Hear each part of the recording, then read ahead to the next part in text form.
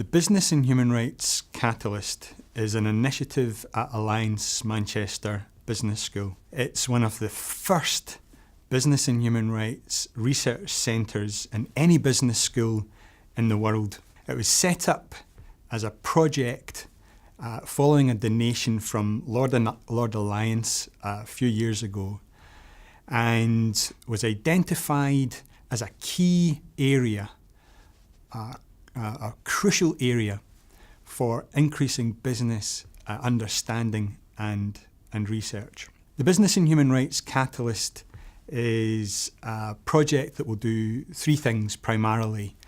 It will engage actively with businesses and understand how businesses are approaching key challenges that they're facing around modern day slavery, around supply chains, around value chains, and help them understand the challenges of those new types of areas for business risk, and to be able to address those. It will undertake key research, grant-funded research in those areas, and will also engage in policy dialogue and discussion. So it's really designed to be a safe space for businesses and academics to be able to discuss these new challenges that businesses are facing in relation to responsibility for human rights. Global political contexts indicate that we are at a really crucial time in globalisation, where we're being told that it's broken, not working. Add to that discussion around the Sustainable Development Goals, how water is going to become more important than oil, how gender is going to be a hugely significant issue.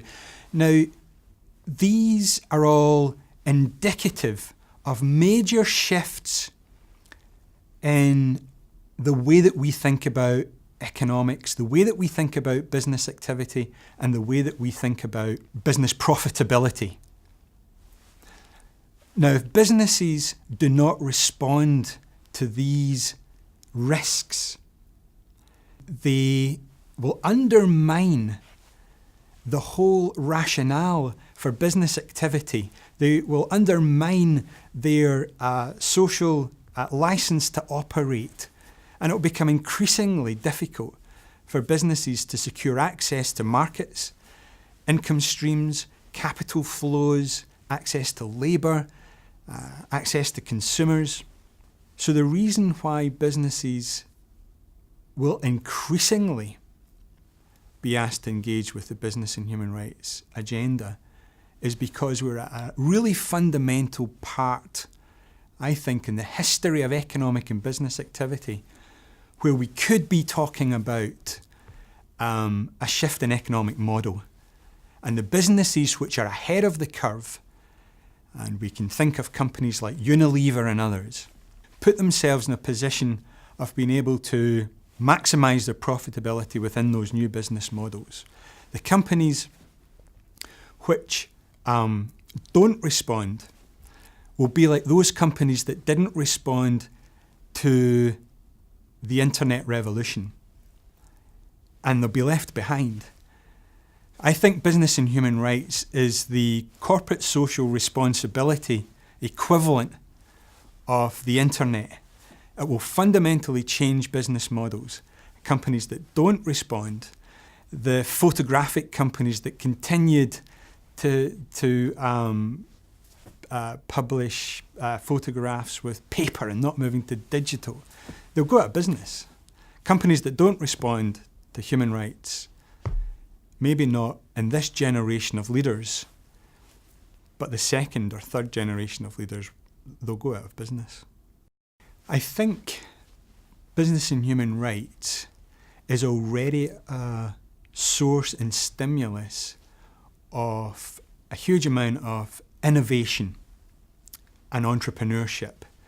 If you look at startups that are trying to combine doing well with doing good, then those are the startups, very many of them, that are progressing extremely well. I was talking to a private equity company recently, and private equity are extremely interested in business and human rights because of the risks associated with investment, but also because of the huge potential for growth amongst companies that identify business opportunities for advancing and realising human rights. There's tremendous examples of business innovation.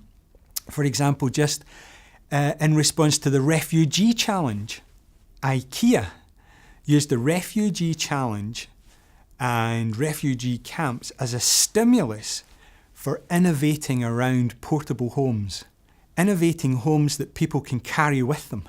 Tech companies are using the refugee crisis as a source for motivating staff to engage in the crisis and simultaneously innovate new ways of data and information sharing within refugee communities. So business and human rights can be a huge source of innovation, profitability, and change.